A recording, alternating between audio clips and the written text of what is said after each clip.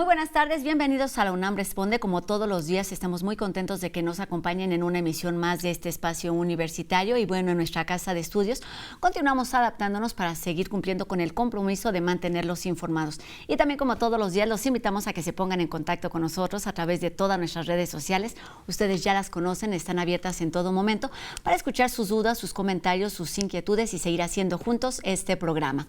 Y comenzamos este jueves con noticias de nuestro país en la frontera norte, y es que recientemente Estados Unidos, el gobierno de este país, anunció que reabrirá sus fronteras terrestres para actividades no esenciales a partir del 8 de noviembre y será requisito indispensable que todos los visitantes tengan el esquema completo de vacunación contra el coronavirus.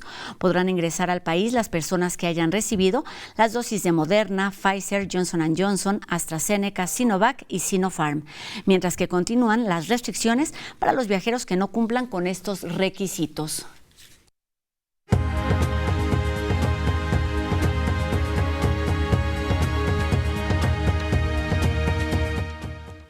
Fueron seleccionados ya los proyectos de la tercera Bienal de Arte y Diseño UNAM 2022, un espacio de diálogo, de conocimiento y de creatividad impulsado por la Facultad de Artes y Diseño de nuestra universidad.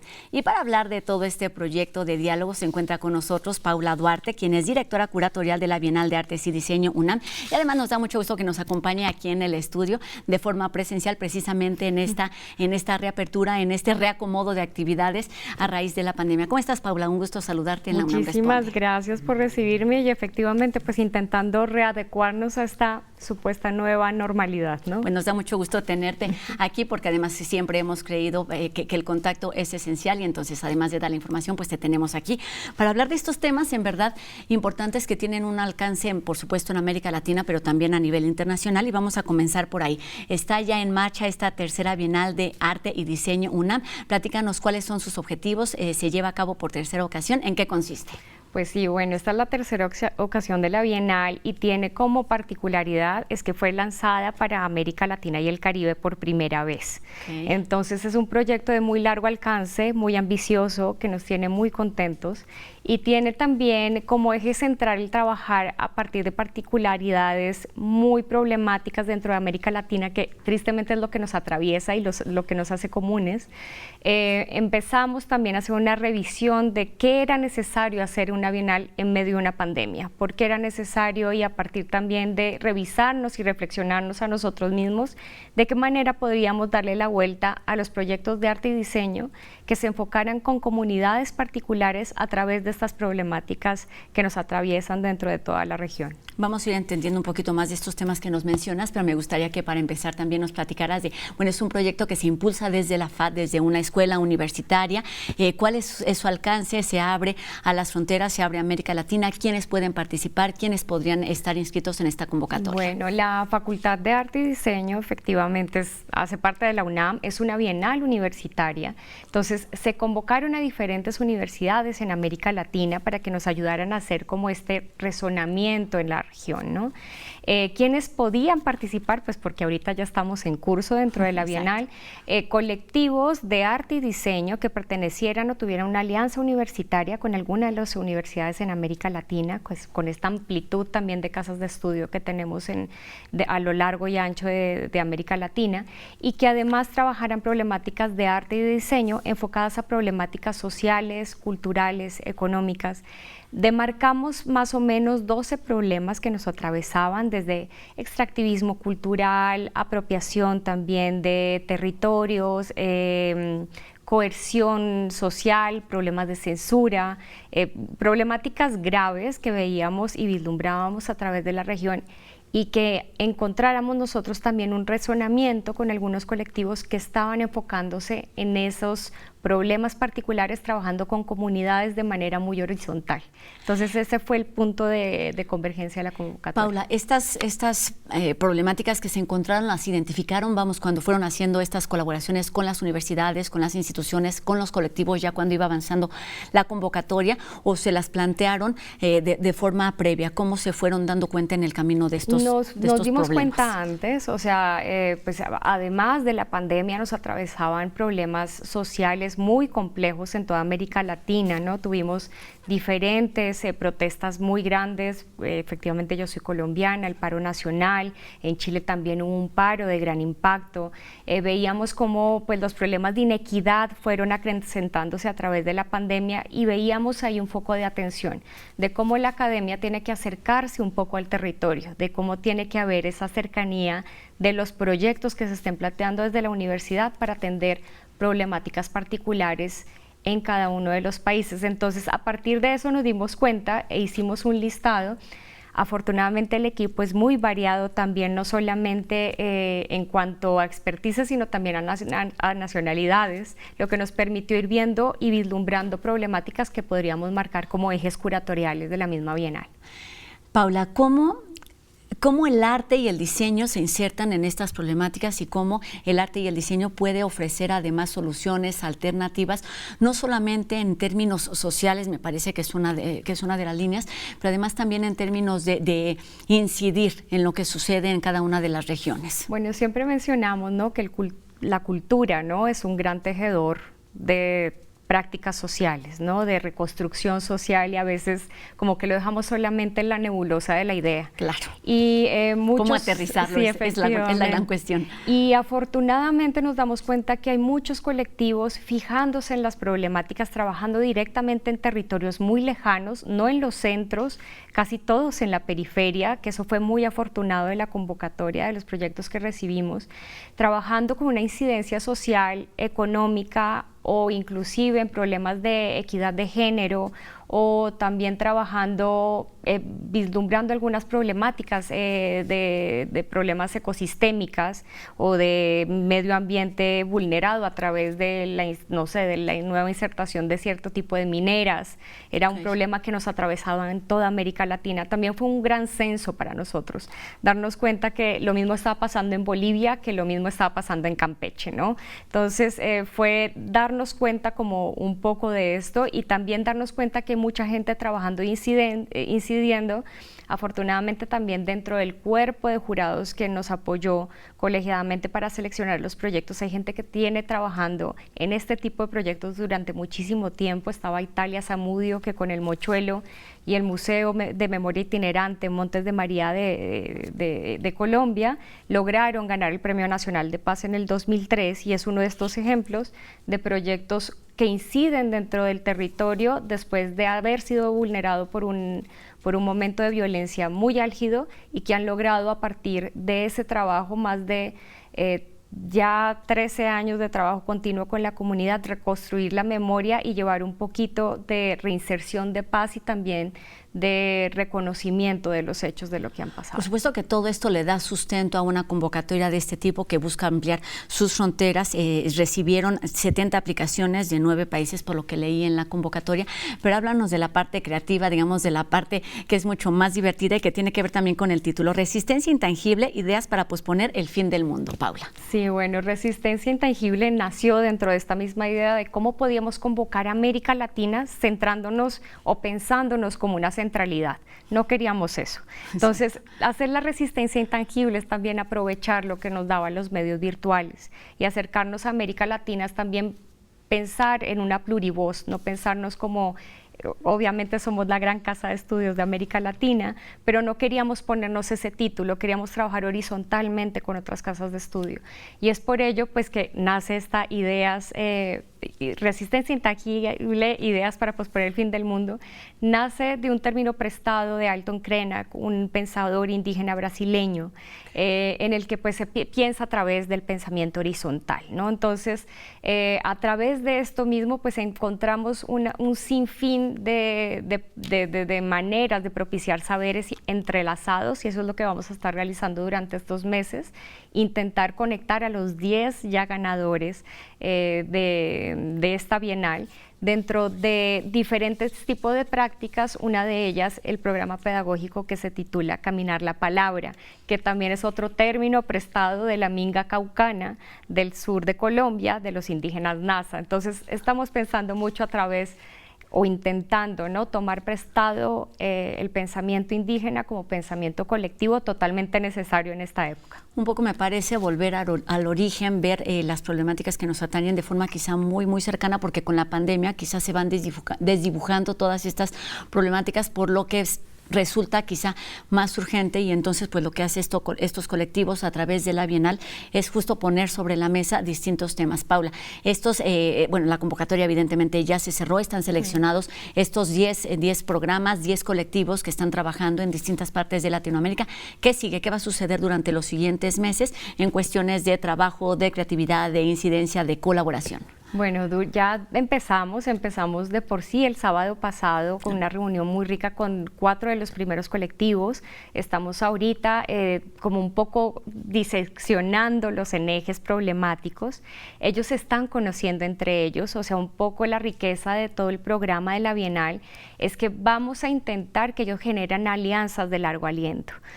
En este mismo tipo de puntos de coincidencia, digamos que hay gente trabajando lo mismo en Bolivia, que aquí en México o que en Colombia, que ellos se conozcan y puedan también trazar una línea, un programa quizás, o una manera de trabajar con sus comunidades de manera conjunta. Entonces, quizá para materializar o tenerlo como más claro, porque justamente son quizá problemáticas distintas, pero la dinámica de trabajo será la misma. ¿Cómo funciona? Es decir, yo soy un colectivo que fui seleccionado y tengo esta propuesta. ¿Qué sucede a partir de ahora? Vas a tener un programa tutorial curatorial que va a tener un seguimiento durante todos estos meses, o sea, de aquí de octubre hasta abril del próximo año. Vas a participar del programa pedagógico Caminar la Palabra, que tienen unas salidas interesantísimas, muy creativas, donde van a salir podcasts, también algunos videos. Vamos a utilizar mucho las redes sociales y vamos a sentar todo en una página web. Las exposiciones que serán ya resultado de este trabajo arduo de tutoría, tanto pedagógica como curatorial, serán motivo de una exposición virtual, pero asimismo nos interesa que se expongan en cada uno de los territorios. Entonces estamos generando alianzas con las universidades más cercanas o con las que se presentaron los colectivos para que los proyectos ya una vez hayan crecido, se hayan nutrido, se hayan alimentado de los otros colectivos, puedan presentar estos resultados dentro de esas casas de estudio. Entonces vamos a tener esa posibilidad de estar virtualmente, pues con todo el público que esté interesado, pero también con ese público específico que es el que se ve beneficiado por la misma Bienal en cada uno de esos puntos en América Latina. Entonces esperamos que para abril del próximo año logremos decir, bueno, tenemos estas 10 aperturas, bueno, en este caso estamos trabajando con 6 países distintos, pero estamos en 10 localidades, entonces vamos a tener inauguraciones, digamos, en el Cerezo de Mexicali, ¿no?, en el centro de reclusión, así como vamos a tener en Zimbunduy, en Colombia, en el territorio indígena, una exposición particular. O tenemos todos esos proyectos se van a exponer en simultáneo a partir del cierre de la misma. ¿Cuál es el objetivo final, Paula, de todo esto, de todo este diálogo, de todo este intercambio? Por supuesto, en términos académicos están ahí, en términos de vinculación, también en términos de uso de herramientas tecnológicas, en términos de ver más allá de lo que nos está sucediendo en nuestro entorno, de mirar a ver al otro, que es algo de lo que hemos hablado muchísimo a lo largo de toda esta pandemia. ¿Cuáles son los objetivos finales, digamos, de esta pandemia, de esta Bienal que se lleva a cabo en pandemia, que es lo que nos mencionabas al principio? ¿Qué buscan y cuál será esa como gran satisfacción de la Bienal de Arte y Diseño UNAM 2022? Bueno, creo que el objetivo final es lograr, ¿no?, esta gran exposición no solamente virtual, sino también presencial, y lograr también que los colectivos se conozcan y generen alianzas de largo aliento. No solamente eso, sino que también la academia se dé cuenta que es necesario trabajar desde el territorio, como estos colectivos lo han realizado ya años atrás y lo siguen realizando durante ahorita, el presente, y esperamos se nutra durante este proceso también de estos meses de tutoría. Entonces, como que tenemos esas tres finalidades, o sea, realizar finalmente algo que sea tácito, ¿no? Que la gente pueda disfrutar y que a partir también de ese disfrute de darse cuenta que se puede trabajar de esa manera. Creo que también la pandemia nos ha llevado mucho a la reflexión propia desde las artes y también desde el diseño, en cómo se han dado como un vuelco totalmente individualista y es necesario volverlo un poco más colectivo. Queremos también ser un paradigma y pues también dentro de lo mismo disruptivo que puede ser la Bienal, ser también como un nuevo ápice de cómo se pueden realizar las cosas de otra manera, pensando distinto. ¿Cuáles son los retos a los que se han enfrentado? Primero, llevar a cabo esta pandemia, esta virtual durante la pandemia, pero pensando también en lo que sigue, en los caminos que están por recorrer, porque hay colectivos, grupos de distintos países y lo que se busca pues es tener como esta mirada que nos platica ya. ¿Cuáles son esos retos a los que se están enfrentando en términos de organización y también de recursos? Porque por supuesto, además del acompañamiento, requieren otro tipo de necesidades para llevar a buen puerto estos proyectos. Bueno, primero el gran problema presupuestal, pero pues ya es una manera de vivir, ¿no? Ya es casi estamos tan acostumbrados a trabajar dentro de la resiliencia, que es lo que ya sabemos cómo utilizar esos 2 pesos para convertirlos en 5. Pero creo que el gran reto que nos supuso al inicio fue convocar a toda América Latina, ¿no? Ya era nada más ambicioso el precepto, pero llegar a América Latina y el Caribe, que además es una zona, hay cierto tipo de países muy olvidados, creo que fue el primer gran reto. Ahorita el trabajo virtual, no todas las, creo que también en términos de inequidad, nos hemos dado cuenta que la virtualidad es para también, es un privilegio, ¿no? No todos pueden tener acceso a la virtualidad. Entonces, el tener pues esta posibilidad de hacer estos grandes diálogos, dinámicas dentro de plataformas como las distintas que se presentan y utilizamos, pues también para unos es mucho más complicado que otros. Y creo que el gran reto también es intentar comprender dentro de una humildad máxima que pues nos estamos acercando a problemas muy complejos, en los que inclusive muchos de ellos han sido, nos lo comentaban en esta primera reunión, ¿no? Algunos de ellos han estado vulnerados en su seguridad, ¿no? Por las problemáticas tan complejas que están manejando.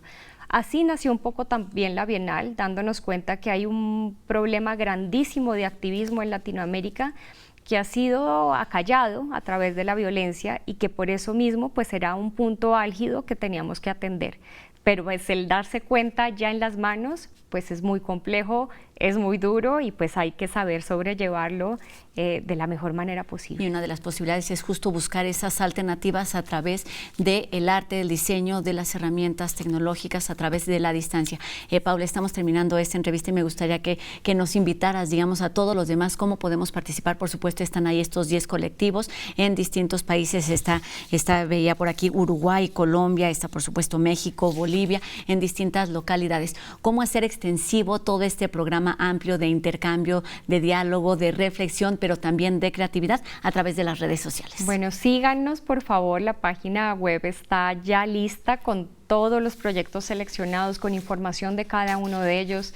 También nuestras redes sociales, creo que la más activa es Instagram, también esta manera visual de presentar cada uno de los proyectos seleccionados, cada uno de los comentarios realizados por este jurado, que la verdad estamos más que agradecidos de haber contado con grandes expertos. Estuvo Italia Zamudio de Colectivos Montes de María, Julio García Murillo, subdirector de Programa Pedagógico del MUAC, estuvo Pedro Ortiz Santoranz de la FAD, Ana Nena Malet, pues esta gran curadora mexicana. Te voy a meter en aprietos porque se nos está terminando el tiempo.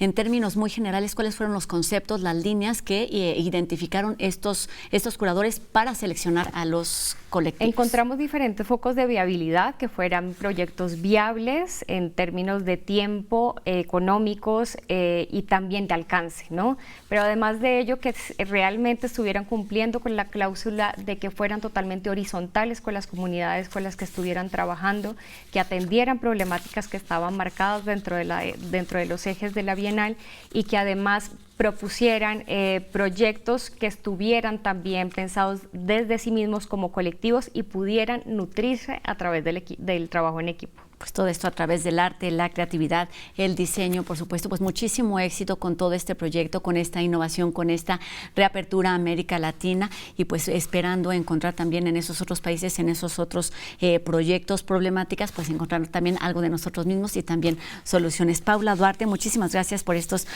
minutos, coordinadora curatorial, directora curatorial de la Bienal de Arte y Diseño de la UNAM 2022. Muchísimas gracias y mucho éxito. Nos vemos en las redes sociales. Nos vemos en las redes sociales. Muchas gracias. Gracias, Paula. Y seguimos con más información aquí en La UNAM Responde. Enseguida, Jacobo Dayan nos habla sobre la búsqueda de la verdad, derechos humanos, justicia, a partir, por ejemplo, de lo que se está haciendo para resarcir todo aquello que ha quedado en el olvido, en la impunidad, a través de la historia. Vamos a escucharla.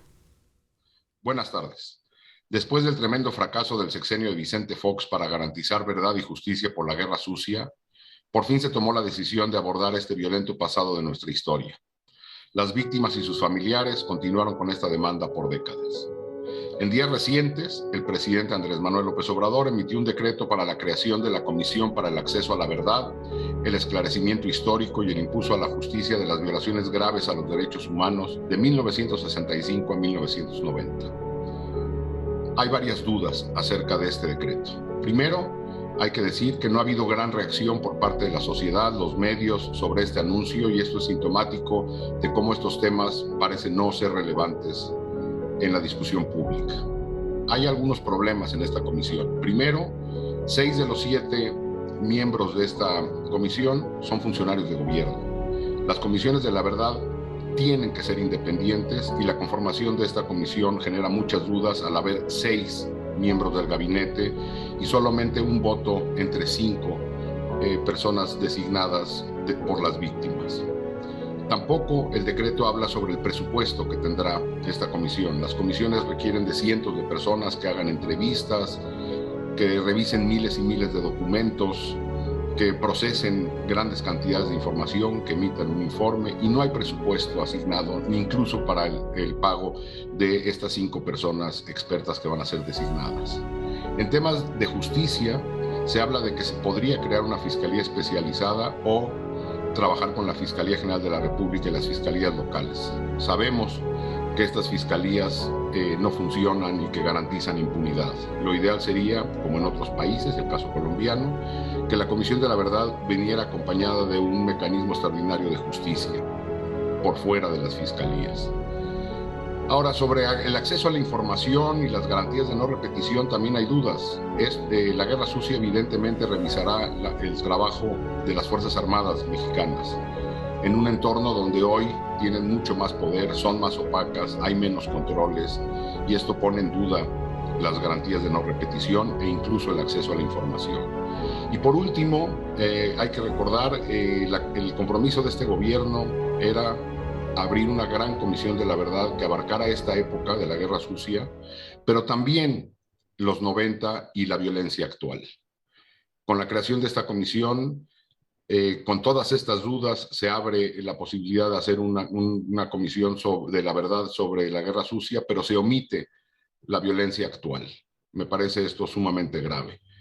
Estos temas tendrían que seguir siendo discutidos de manera mucho más profunda y exigir al gobierno respuestas claras, apegadas a estándares internacionales y que aborde toda la violencia mexicana y no solamente un periodo. Buenas tardes. Cambiamos radicalmente de tema para hablar de teatro en espacios abiertos, pero también poesía a través de la pantalla. Se trata de algunas de las recomendaciones que tenemos para seguir en contacto con Cultura UNAM.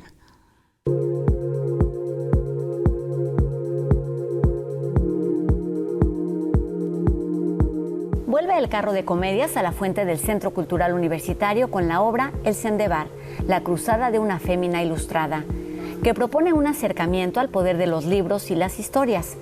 Con texto y dirección de Mariana Arta Sánchez, el montaje narra el andar de un grupo de cómicos ambulantes que han robado un libro peligroso y causa ciertas reacciones, al parecer inexplicables, en la mente de quienes las escuchan.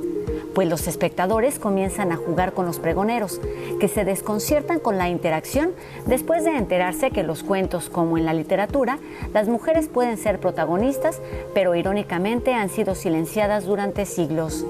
Las funciones se llevan a cabo sábados y domingos a las 11 de la mañana y el cupo es limitado.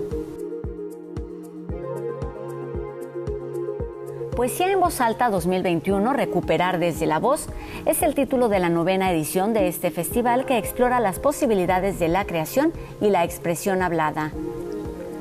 Recuperar, resignificar, recobrar, rehacer, son las líneas de este encuentro virtual que busca exponer, nombrar y sensibilizar diversas reflexiones individuales y colectivas sobre los efectos de la pandemia y el confinamiento, sobre aquello que hemos perdido y que debemos recuperar, al tiempo que promueve el reencuentro más allá de las pantallas. Del 22 al 24 de octubre, este festival emblemático de Casa del Lago reúne voces y disciplinas en torno a la palabra, el encuentro de las personas y la reapropiación de los espacios con la intención de encontrar un nuevo significado a experiencias comunes a través de prácticas artísticas. El taller coreográfico de la UNAM ofrece una serie de entrenamientos con el objetivo de compartir consejos de calentamiento, estiramiento y rutinas que podemos realizar en casa para mejorar los músculos, estirar el cuerpo y despejar la mente. Los tutoriales guiados por los bailarines de la compañía son al mismo tiempo una oportunidad de conocer el lado sensible y natural del taller creado por la maestra y coreógrafa Gloria Contreras. La bailarina Nayeli Pérez presenta este 21 de octubre una alternativa más para conocer y disfrutar del arte del movimiento a través de las plataformas digitales.